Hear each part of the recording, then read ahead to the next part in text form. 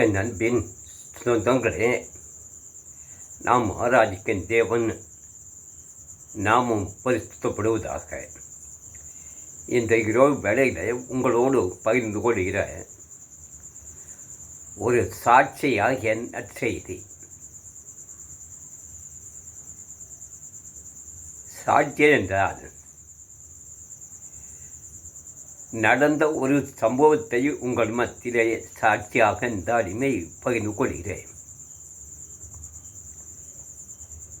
வீட்டு ஜபத்தின் வல்லமை.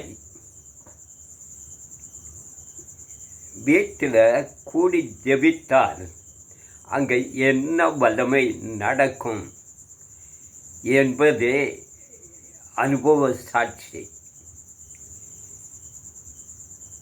இது எங்கே நடந்தது என்றால், ஒரு 60 வருடங்களுக்கு முன்பாக கேரளா வண்டிப்பரியார் அருகாமையில் டைமுக்கு ஆனக்குடி என்ற ஒரு எஸ்டேட் இருக்கிறது. அங்கே ஆனக்குடி என்ற எஸ்டேட்டில் நான் பிறந்து வளர்ந்தது எல்லாம் அங்கே. அப்பொழுது நாங்கள் வசிக்கின்ற அந்த வீட்டுக்கும் அடுத்த வீட்டிற்கும் ஒரே லைன்ஸ் வீடு, 7 லைன்ஸ் வரிசையாக தொடுத்து இருக்கும். அதை அந்த திட்டத்திலே நாங்கள் குடியிருக்கோம். இந்த திட்டத்திலே ஒரு ஆவிக்குரிய குடும்பம். அவர்கள் எப்பொழுதும் ஜெபித்து கொண்டே இருப்பார்கள். எனக்கு அப்போ ஒரு 10-12 வயசுக்குள்ள நினைக்கிறேன். சின்ன பையனாக இருக்கும்போது நான் அந்த இடத்துல இருந்து 6 மணி ஆயிடுச்சுன்னா வீட்டெல்லாம் பூட்டிடுவாங்க. பனி மேகம் வந்து வீட்டை அப்படியே சூழ்ந்துடும். கதவு உள்ளுக்க இருந்து கொண்டு தான் ஜபங்களே தான் நடக்கும். அப்போ நான் அந்த இடத்துலேருந்து இந்த இடத்துக்கு அப்போமே தேவன் பிரித்து எடுத்து விட்டார். அந்த வீட்டு சாவி துவாரத்தோடைய உள்ளுக்க அவங்க ஜெபம் பண்ணதை பார்த்துக்கிட்டே இருப்பேன். அப்படி ஒரு சமயத்தில் நான் அப்போ போகலை. அந்த வீட்டில் உள்ளவர்கள் அனைவரும் சிலர் ரட்சிக்கப்பட்ட ஆத்மாக்களுமாக சேர்ந்து ஒருமித்து அந்த வீட்டுக்குள்ளே இருந்து பாடியை துதித்து தேவனையும் மகிமைப்படுத்தி கொண்டிருக்கிறார்கள். அவர்கள் பாடி துதித்து ஆராய்த்து தேவனை மகிமைப்படுத்துவதை பார்த்து அது அந்த ஜெபம் முடிகிற வேளையில் அவங்க ஜெபம் ஆராதனை முடித்து தேவனை தொழுது கொண்டு ஜெபம் பண்ணியும் முடிக்கணும். அப்போ ஜெபம் பண்ண ஆரம்பிச்சிருக்காங்க. அந்த வீட்டில் முக்கியமானவங்க ஜெபம் பண்ண ஆரம்பித்த உடனே வீட்டுக்குள்ளே ஒரு 10-15 பேர் கூடியிருந்து வீட்டு ஜபத்தின் வல்லமை அங்கேயே வெளிப்பட்டு கொண்டிருக்கும். அது புது ஆத்மா. அவர் பேர் முத்தையா. அவர் ஒரு புதுசாக ஆண்டோர் அறிந்த ஒரு 3 மாதத்தில் ஆயிருக்கு. இந்த ஜப நேரத்தில் ஜபம் பாதி ஜபம் நடந்து இருக்கும்போது அவர் தன்னை அறியாமல் சிரிக்கிறார். அப்போ புது பையன் ஏதோ தெரியாமல் அவன் ஏதோ நினைச்சி சிரிக்கான். நம்ம அதை கண்டுபிட ஜெபம் தொடுத்து ஜெபம் முடிய போகிற நேரத்துலேயே அவர் கூட கொஞ்சம் சவுண்டாக சிரிக்காரு. அவங்க அதை கண்டுக்கிடாமல் ஜெபமெல்லாம் முடிச்சுட்டு அந்த வீட்டுக்காரங்க அவர்கிட்ட பொறுமையாட்டு புது ஆத்துமாங்கிறதுனால, ஐயா முத்தையாக நீங்கள் ஜெபம் பண்ணும்போது இப்படி சிரிக்க எல்லாம் கூடாது, இது தேவனுடைய சமூகம், இனிமேல் இப்படி நீங்கள் இதெல்லாம் இப்படி நடந்துக்கிடாதீங்க அவங்க சொல்லும்போது அவர் சொல்ல பதில பாருங்க. நான் என்னச்சேன் நானாட்டுக்காக நான் இஷ்டம் போலையா சிரித்தேன். நான் சிரிப்பாக அடக்கலாம்னு பார்த்தேன், நல்லா அடக்க முடியல. ஏப்பா என்ன காரியம்? சரியா 2வது அனுப்பிச்சிருச்சே. நான் சொல்லுங்க பொறுமையாக கேளுங்கட்டு ஒரு சாட்சியை சொல்லுங்க. இங்கே ஜெபம் ஆரம்பித்த உடனே வெளியே இருந்து 2 பேர் வந்து வாசலுக்கு வெளியே நின்றுக்கிட்டு இந்த வீட்டுக்குள்ளே எத்தனை பேர் இருந்து ஜெபம் பண்ணுதாங்க நிட்டு எண்ண ஆரம்பித்தான். அப்போ ஒருத்தன் இந்த வலது பக்கத்தில் எப்படி எண்ணிக்கிட்டு வரும்போது பாதியை எண்ணி முடிக்கக்குள்ள எண்ணிக்கை விட்டுட்டான். இது கூட நின்றவன் என்ன தெரியாம ஆம்படா நின்று அவனை அடிச்சிட்டான். அதுதான் நான் சிரித்தேன். சரி, 2வது ஏன் சிரித்தேன்? அடித்தவன் உனக்கு என்ன தெரியாது, நான் என்னதான் பண்ணவன் இடது போகிறமா இருந்து அப்படியே எண்ணிட்டு போய் 3/4 பங்கில் விட்டான். அவன் எண்ணிக்க விட்டுட்டான். முதல்ல அடி வாங்கினா 2வது ஒன்று 2-3 அடி அடிச்சுட்டான். இதுதான் நான் சிரித்தேன். பிசாசானவன் தேவனுடைய ஜனங்கள் எங்கே ஆராதிக்கிறார்களோ பொழுது கொள்கிறார்களோ அவர்கள் நடுவில் வந்து நிற்பதற்கு அவன் எச்சரிப்பான்.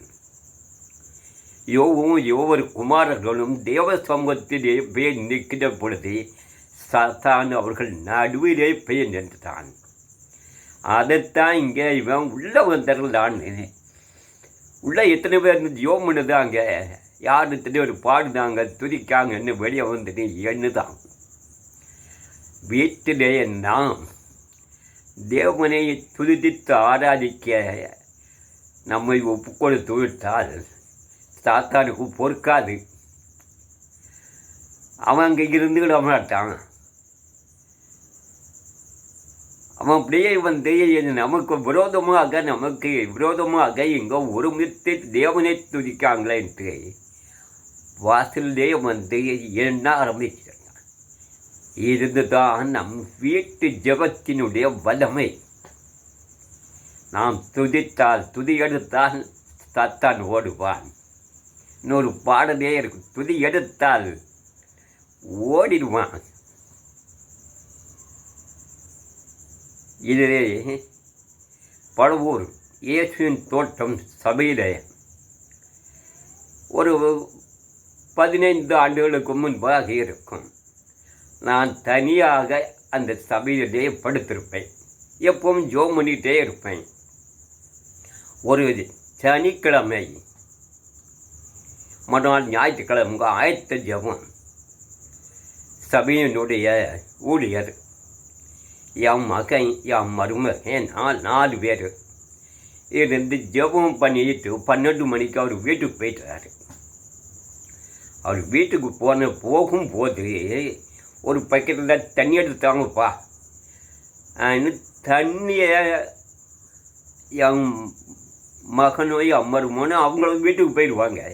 அவன் பக்கெட்டில் தண்ணி எடுத்து போயிட்டு ரோட்டில் போய் நின்று அவர் ஒரு ஜெபம் பண்ணி தண்ணியை தெளிச்சுட்டு அந்த சாத்தானை அங்கே கெட்டி எவனா அவர் ஜோமுன்ன உள்ள வரும்போதே அவங்க அதை கணக்கு பண்ணி உள்ள வர அதை அவருக்கு ஆண்டவருக்கு வெளிப்படுத்தியிருக்காரு.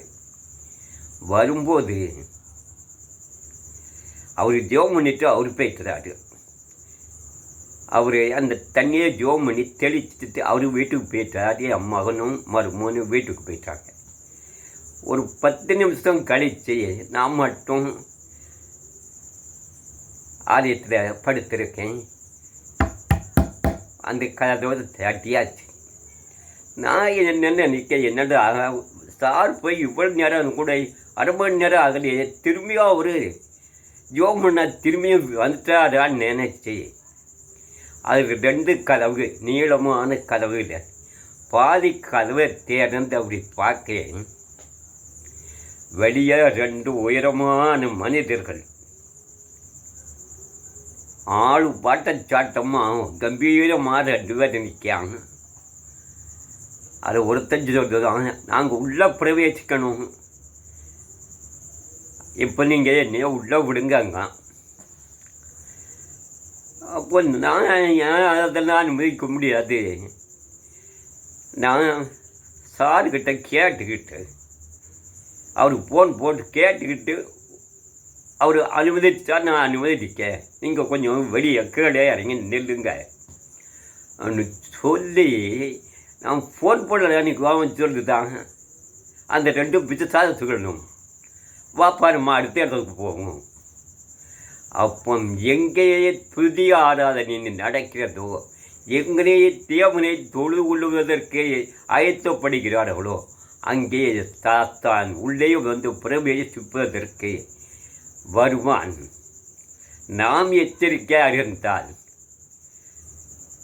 அவன் அப்படி சொன்ன உடனே நான் கேட்டுக்கிட்டு தான் பதில் சொன்ன உடனே பாப்பா நம்ம அடுத்த இடத்துக்கு போகும். அவன் போன போகிறத தான் பார்த்தேன். ஓ இது ரெண்டும் பிசாசுதான் நம்மளை வந்து கதவை திறக்க வச்சிருக்கான். அது கதவு பூட்டிட்டு அது ஒரு முழங்கால முழங்கியோ நின்று ஜோம் பண்ண ஆரம்பித்தேன். அப்போ எங்கே இதெல்லாம் ஜெபிக்காமல் இருந்தால் உள்ளே வர பார்ப்பான், ஜெபித்தாலும் உள்ளே வர பார்ப்பான். நாம் அதை ஏனம் கண்டு இது பிசாசினுடைய ஆவி நம்மை மேற்கொள்ள நம்ம ஜெபத்தை தாடி முன்னுவதற்கு தேவனுடைய வல்லமையை அவனும் காண்பதற்குள்ளே வருவான். வீட்டில் முழக்காலும் முடங்கியாச்சு, பாடி துதிக்க ஆரம்பித்தாச்சு, அங்கே சாத்தான் நடுங்கி விடுவான். அப்படித்தான் அந்த வீட்டுக்குள்ளேயும் வந்தான், அந்த ஆலயத்துக்குள்ளே வந்தான். அது ரெண்டுலேயுமே வெக்கப்பட்டு ஓடியே பேசான். அப்போ தேவனுக்கும் முன்பாக நாம் உண்மையாக தலைகளை சாய்த்து அவரை பாடி துதிக்கின்ற பொழுது நம்மளை மேற்கொண்டாலும் அமைத்து அவன் வந்தாலும் நமக்குள்ளே இருக்கிற அந்த பரிசுத்த ஆவியானவர் அவன் தலையில் நசுக்குவை அவனை அந்த இடத்திலே சங்காரம் பண்ணுவார். அவன் ரெண்டு பேரும் போனவன் பேசுகிறான். அங்கேயுமே என்னவன் இங்கேயே எண்ண முடியாது. அந்த வீட்டுக்குள்ளே தேவ தூதர்கள் அப்படியே வந்து இறங்கிட்டாங்க. என்ன அற்புதம்! வீட்டு ஜபத்தின் வல்லமை என்ன முடியாமல் போயிட்டு என்ன முடியலப்பா, நம்ம போயிடுவோப்பா. வேலை பேசிட்டான். நாம் வீட்டுக்குள் நம் முழங்கால்களை முடங்கி தலைகளை தாழ்த்தி காலிலும் மாலிலும் கற்றுக்கு முன்பாக நிற்கும் தேவனுடைய வல்லமை அங்கே இறங்கும். சாத்தான் விலகி ஓடிவிடுவான். தேவனுடைய வல்லமை அந்த வீட்டுக்குள்ளே யாரெல்லாம் ஆராய்க்கிறார்களோ, யாரெல்லாம் தொழுது கொள்கிறார்களோ அவர்கள் அனைவரும் மத்தியிலும் என் சத்துருக்களுக்கும் மத்தியிலே எனக்குறு பந்தியை அழைத்துப்படுத்தி என் தலையை என்னால் அபிஷேகம் பண்ணுகிறேன். என் பாத்திரம் நிரம்பி வருகிறது. எல்லாரும் தூங்குதாங்க. ஆனால் நான் என்னை மேற்கொள்ள வேண்டும் இருக்கிற இந்த சத்ருவாகிய பிசாசுக்கு முன்பாக நான் உமக்கு முன்பாக நிற்பேன். என் சத்ருக்களுக்கு முன்பாக நான் உம்மை துதிப்பேன். தொழுது கூட ஆறு என் தலையை என்னால் அபிஷேகம் பண்ணுகிறேன். என் பாத்திரம் நிரம்பி வருகிறது. பார்த்தான், இது பரிசுத்த ஜாதியாக இருக்குது. அந்த பரிசுத்த தேவ தூதர்கள் நம்பி கூடவும் வேடுபுறான் நிரம்பி வருகிறாங்க. என் தலை என்னால் அபிஷேகம் நிரம்பி வருகிறது. தேவ தூதர்கள் நிரம்பி வருகிறார்கள். அந்த வல்லமையை நாமும் பெற்றுக்கொள்ள தேவனுக்கு முன்பாக வீட்டிலேயே ஜெபம் பிரதானம். நான் எங்கே போனாலும் யாரை சந்தித்தாலும் எந்த சபை மக்களையும் எந்த ஒரு ஆத்மாவும் தனித்து ஜெபத்துக்கு என்னை கூப்பிட்டாலும் வீட்டு ஜெபம் பண்ணுவீங்களா? வீட்டிலும் முழங்கால்களை முடங்குவீங்களா? அதுதான் என்னுடைய பிரதான கேள்வியாக இருக்கும். இதுக்கு முன்னாலே செய்யாமல் இருந்தால் இனிமேல் தலைகளை தாழ்த்துங்கள். தேவனுக்கு முன்பாக அவரை உங்கள் வீட்டுக்குள்ளே கூப்பிடுங்க. வீட்டுக்குள்ளே இருக்க பிசை அது வெளியே ஓடிருப்பான். வீட்டுக்குள்ளே இருக்கிற துன்பம், பசி, பேணி, வாதை, நோய், அந்த பிசை வெளியே ஓடிடுவான். இங்கே துதி, பாடல், ஜபம், வேண்டுதல் வேணும் போதும். பைபிள் வாசிப்பு இல்லைன்னா உள்ளுக்கு வந்து உட்காந்துக்கிடுமா. அவன் வந்து என்ன ஆரம்பிக்க எத்தனை பேர் இருக்கான்னு. அப்போ தேவனுடைய வீட்டு ஜபத்தின் வல்லமை மகா பெரிது. அதையும் ஒவ்வொருவரும் தேவனுக்கு முன்பாக வீட்டு ஜபத்தை அடுத்து மகிழ்ந்து கழுவுவோம், பாடுவோம், துதிப்போம், அவருடைய வல்லமை காண்போம். ஆமென்.